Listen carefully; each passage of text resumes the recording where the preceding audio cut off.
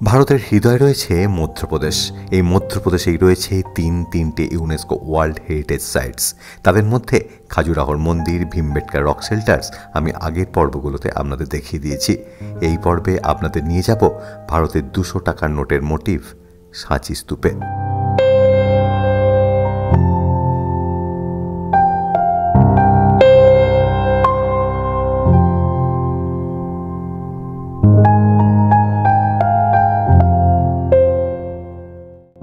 এই পর্বে আমি আপনাদের সঙ্গে সাঁচি স্তূপ সম্পর্কিত অদ্ভুত সব ইনফরমেশন শেয়ার করব। যেমন আজকে আমরা যে সাঁচি স্তূপ দেখি, এই সাঁচি স্তূপ কিন্তু অরিজিনাল নয়।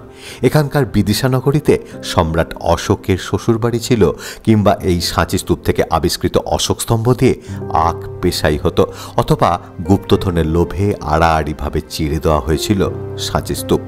এছাড়াও এই ভিডিওতে থাকছে সাঁচি স্তূপের ইতিহাস, কিভাবে এখানে আসা যায়, কোন হোটেলে থাকা যায়, এখান থেকে আর কি জায়গা ঘুরে দেখে নেওয়া যায় তার সমস্ত ইনফরমেশন। শেষ পর্যন্ত থাকুন, জানাবো সবকিছু। সঙ্গে থাকুন, দেখতে থাকুন ঘুরতে ফিরতে। আর এই জাতীয় ভিডিওর রেগুলার আপডেট পেতে আপনাকে সাবস্ক্রাইব করতেই হবে চ্যানেলটাকে। আর শুধু সাবস্ক্রাইব করলে হবে না, সাবস্ক্রাইব অল বাটন প্রেস করে রাখবেন, যাতে ভিডিও আপলোড হলেই সঙ্গে সঙ্গে নোটিফিকেশন পৌঁছে যায় আপনার কাছে।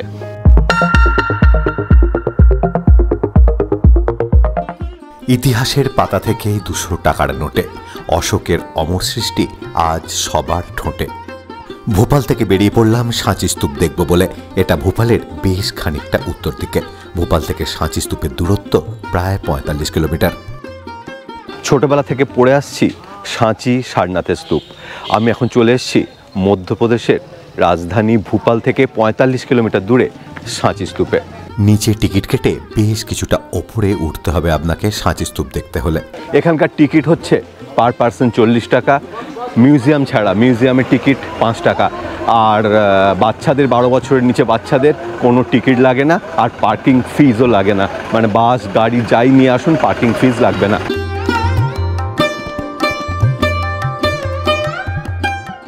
টিকিট দেখিয়ে ঢুকে পড়লাম সাঁচি স্তূপ প্রাঙ্গণে। শখুন্দল পাঠান মোগল এক দেহে হলো নীল। আমি চলে এসেছি এখন সাঁচি স্তূপে। এই সাঁচি স্তূপে এলেই আমার খালি বারবার মনে পড়ে যাচ্ছে ইতিহাসটা পড়লে কত আক্রমণের সাক্ষী হয়ে রয়েছে এই সাঁচি স্তূপ। আমার ঠিক ডান দিকেই রয়েছে সাঁচি স্তূপ। আমি ঢুকবো ভেতরে এবং জানবো এর নানা ইতিহাস।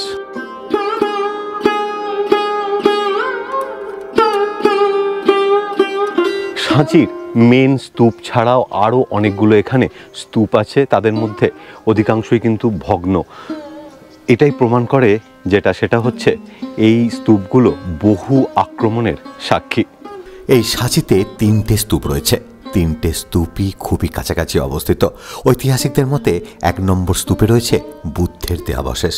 স্তূপ 3-এর প্রকোষ্ঠে শাক্যমুনির শিষ্য সারিপুত্রের দেহাবশেষ রয়েছে। অন্য স্তূপটিতে রয়েছে বুদ্ধের অন্যতম প্রধান শিষ্য মহামৌদগলায়নের দেহাবশেষ। প্রথম স্তূপটি আকারে বেশ বড়, তার তুলনায় দ্বিতীয় এবং 3 নম্বর স্তূপটি ছোট আকৃতির। আমি ঢুকে পড়লাম সেই ছোট স্তূপের একটিতে।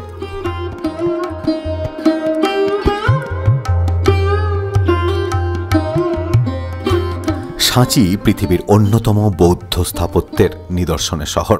অথচ মজার ব্যাপার হলো, সাঁচির সঙ্গে স্বয়ং বুদ্ধদেবের কোনো প্রত্যক্ষ যোগাযোগ হয়নি কখনো।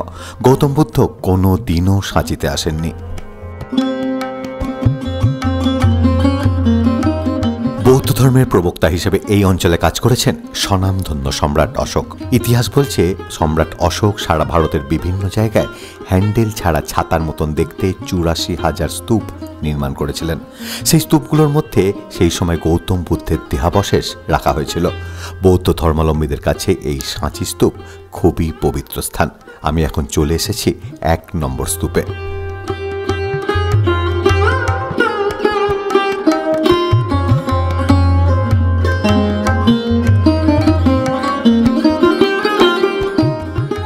সালটা খ্রিস্টপূর্ব 260 থেকে 263।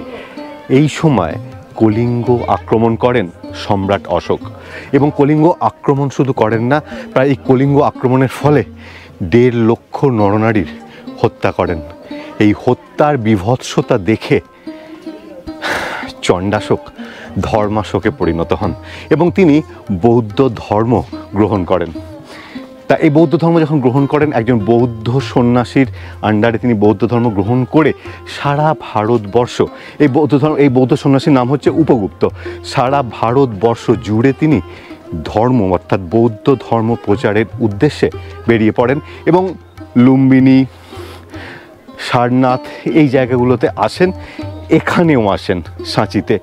এখানে এসে তিনি স্তূপ নির্মাণ করেন।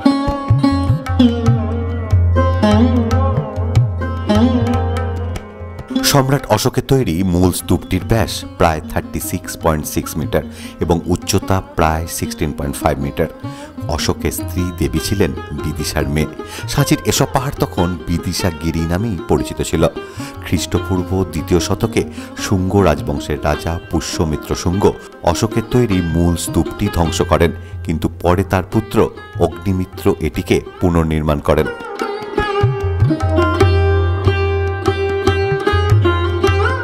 সম্রাট অশোক যে স্তূপ করেছিলেন তা কালের বিবর্তনে ঢাকা পড়ে গেছে এখনকার স্তূপের নিচে।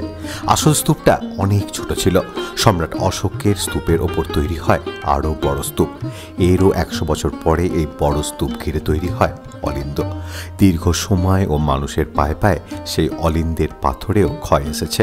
এরপর অলিন্দ ঘিরে তৈরি হয়েছে প্রদক্ষিণ পথ, আবারও 100 বছরের অপেক্ষা।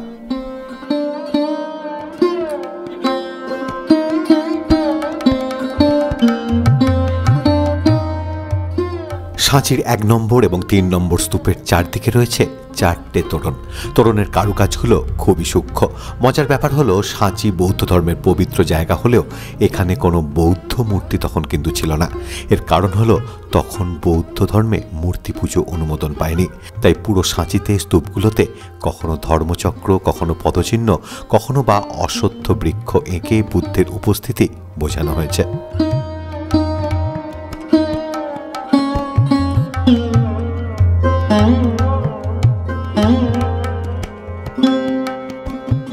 এই বুদ্ধ স্তূপ ঘিরে মোট 4টে দরজা রয়েছে। এই দরজাগুলোর কিন্তু প্রচুর মাহাত্ম্য রয়েছে। মানে উত্তর, দক্ষিণ, পূর্ব, পশ্চিমে যে 4টে দরজা, সেই 4টে দরজার বুদ্ধ বা বোধিসত্ত্বের বিভিন্ন জীবনের ভাগ তুলে ধরা হয়েছে এবং তার জন্ম থেকে মৃত্যু পর্যন্ত তার বানর সেনার সঙ্গে খেলা করা, হাতি, তারপরে বৌদ্ধ স্তূপ, তারপরে অস্থি বিসর্জন, সমস্ত কিছু মিলিয়ে এক ইউনিক। আর একটা জিনিস বলি, এই যে ওপর দিকে দেখতে পাচ্ছেন 1, 2, 3, এরকম 1, 2, 3, এদিকে 4, 5, তার নিচে 6, এখানে 6টা রয়েছে। আবার উল্টো পিঠে আমি দেখছি 7, 8, 9, 10, 11, 12, 13, 14, 15, তার মানে ওখানে রয়েছে আবার 8খানা। এই রকম আবার সামনে একটা যে জায়গা দেখলাম সেখানে রয়েছে 6খানা। দেখতে এই রকম লাগছে, কিন্তু এই জিনিসগুলো বিভিন্ন সিম্বলিক মিনিং আছে। বোধিসত্ত্বের বিভিন্ন সময়কার গল্প তুলে ধরা হয়েছে এই বৌদ্ধ স্তূপকে ঘিরে 4টে খিলানের মধ্যে দিয়ে। সাঁচির প্রতিটি তোরণের ওপর ধর্মচক্র ও তার নিচে জীবজন্তু, বুদ্ধের ঘটনাবলী, জাতকের কাহিনী, সমকালীন ঐতিহাসিক তথ্যগুলি বর্ণিত হয়েছে। পশ্চিম তোরণের ওপরে রয়েছে মানবরূপী বুদ্ধের 7 জন্মের কাহিনী, মাঝে সারনাথে উপদেশরত বুদ্ধ। দক্ষিণ তোরণে রয়েছে বুদ্ধের জন্মকাহিনী। পূর্ব তোরণে গর্ভাবস্থায় মায়াদেবীর স্বপ্নদর্শন, শাক্যমুনির জলের ওপর ভ্রমণ ও কপিলাবস্তু থেকে গৃহত্যাগ। এখানকার তোরণে অঙ্কিত হয়েছে একটি আম গাছের নিচে উপদেশদানের পর বুদ্ধ হেঁটে চলেছেন লেলিহান শিখার মাঝখান দিয়ে শূন্যপথে।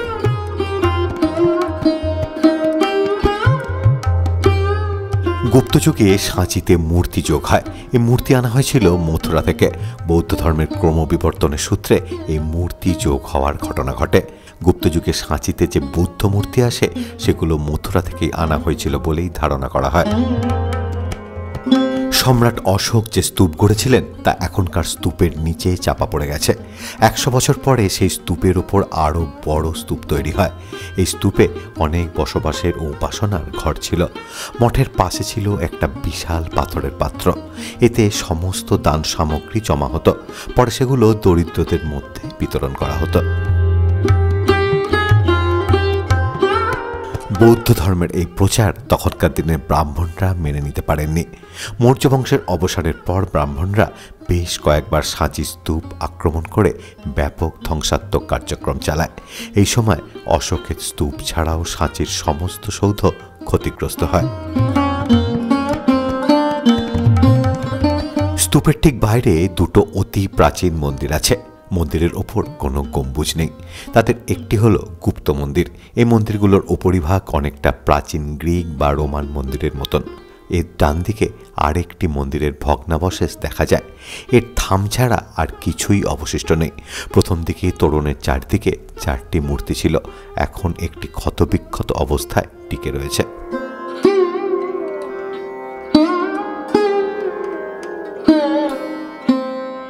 606 খ্রিস্টাব্দে রাজা হর্ষবর্ধনের শাসনকালে বৌদ্ধ ধর্ম বিস্তার লাভ করে।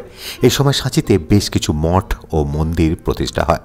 এই ধারা প্রায় 1200 খ্রিস্টাব্দ অবধি অব্যাহত ছিল। এরপর হিন্দু আধিপত্যের কারণে সাঁচিতে বৌদ্ধ ধর্মাবলম্বীরা কোণঠাসা হয়ে পড়ে। ক্রমে স্তূপে হিন্দু ধর্মাবলম্বীদের ফলক স্থাপিত হতে থাকে। একসময় সাঁচি বৌদ্ধ শূন্য এলাকায় পরিণত হয়।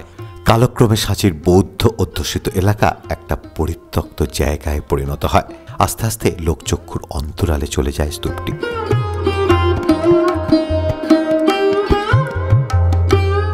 1818 খ্রিস্টাব্দে ব্রিটিশ জেনারেল টেইলার সাঁচির ধ্বংসস্তূপ আবিষ্কার করেন।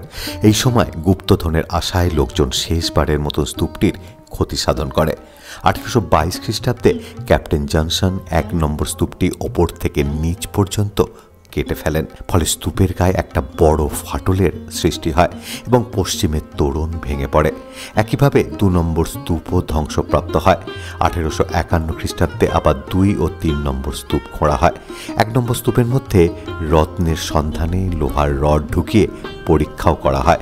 এই অঞ্চলের এক জমিদার অশোক স্তম্ভটি 3টে টুকরো করে আগমারায়ের কাজে ব্যবহার করতে বাড়ি পর্যন্ত নিয়ে যান।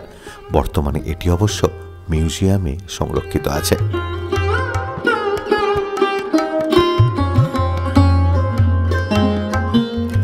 1881 খ্রিস্টাব্দের পর স্তূপটি সংরক্ষণের চেষ্টা করেন মেজর কোল। এর বেশ কিছু পরে ভারতের আর্কিওলজিক্যাল সার্ভে এই কাজে এগিয়ে আসেন। মেজর কোল বিদিশাগিরির জঙ্গল কেটে গোটা পাহাড় পরিষ্কার করান। 1 নম্বর স্তূপের ফাটল মেরামত করান। পশ্চিম ও দক্ষিণের তোরণগুলি তুলে যথাস্থানে স্থাপন করেন। এরপর বাকি কাজ করেন স্যার জন মার্শাল। বর্তমানে এটি পুরাকীর্তি হিসাবে আর্কিওলজিক্যাল সার্ভে অফ ইন্ডিয়ার অধীনে আছে।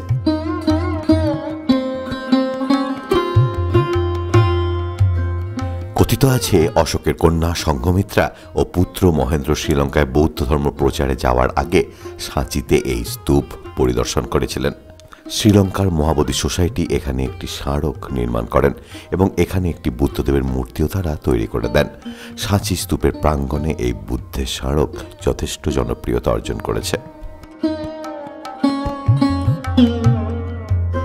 সাঁচিতে এলে অবশ্যই 5 টাকা দিয়ে দর্শন করে নেবেন আর্কিওলজিক্যাল মিউজিয়াম।